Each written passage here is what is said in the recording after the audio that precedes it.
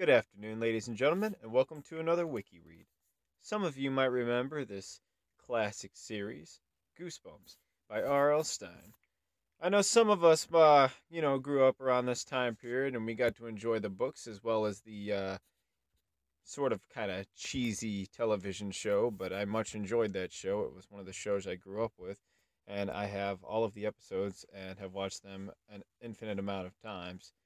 But anyways, today we will be discussing the first official book in this series, Welcome to Dead House, which was followed by Stay Out of the Basement. It will release. It will release.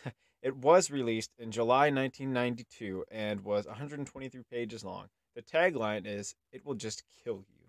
The cover illustration features an old, burnt-down house during the night with the door slightly opened.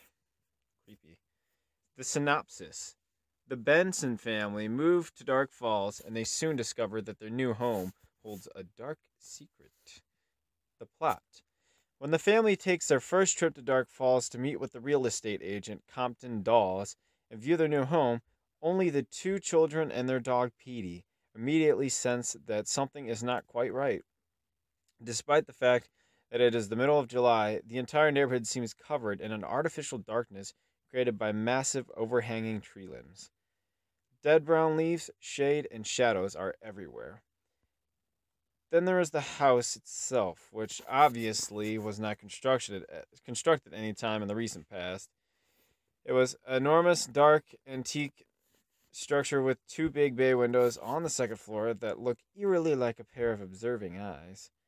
While Josh proceeds to impatiently whine in protest over the latest tragic development in his life, Amanda watches with amazement as a boy appears suddenly in the doorway of her new bedroom and disappears just as suddenly. Amanda feels much better after seeing her bedroom. She goes outside to tell Josh about it, but he is gone. She finds him a little while later in the cemetery being chased by someone. Amanda keeps seeing other children in her home and hearing strange noises. Also, the friends she makes all seem a little different. It is later revealed that the children are all dead, having been murdered when they lived in that house. Once a year, they must have the blood from a freshly killed person to sustain their living dead existence for another year.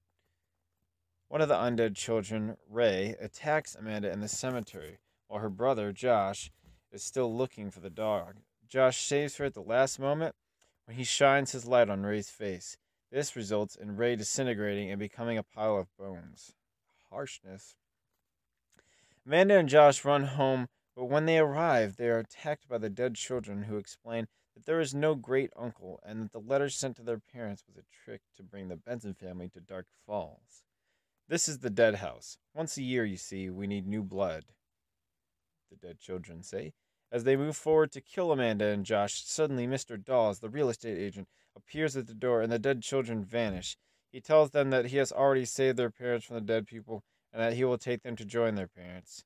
As the family is leaving the dead house, they meet on the driveway, a new family coming to move to the house. Only someone too familiar is there, and Amanda is sure it's Mr. Dawes. In addition, there was some Goosebumps trivia as well. This is the first Goosebumps book of the series, and trivia bullet point 2, Amanda and Josh's father was mentioned by the name in the book, Jack Benson. Their mother was Penelope Benson in the television episode, but it is unknown if that really was her name in the book. Some more interesting facts, television episode trivia. The original premiere of the television episode, as well as the VHS and DVD release, included R.L. Stein as the television episode's host. Next, on the TV version of the book, the house isn't the one that turned the townspeople into zombies. It was a chemical plant accident that infected the town. Ben Cook, also known as Josh Benson, previously appeared as Jerry Hawkins in Piano Lessons Can Be Murder and would appear again as Marty in A Shocker on the Street. Scott Wickware, the hard hat worker, previously appeared as the Masked Mutant in Attack of the Mutant and the Haunted Mask in The Haunted Mask 2. In the book, Ray's surname is Thurston and Karen's surname is Somerset. In the TV episode, Karen's surname is Thurston and Ray's surname isn't revealed. Interesting facts, right? You guys can find more interesting facts like this in future wiki article reads, as well as for yourself. All you got to do is go to wiki.com or wikipedia.com, or you can just come straight to my channel and I will read it all to you gladly.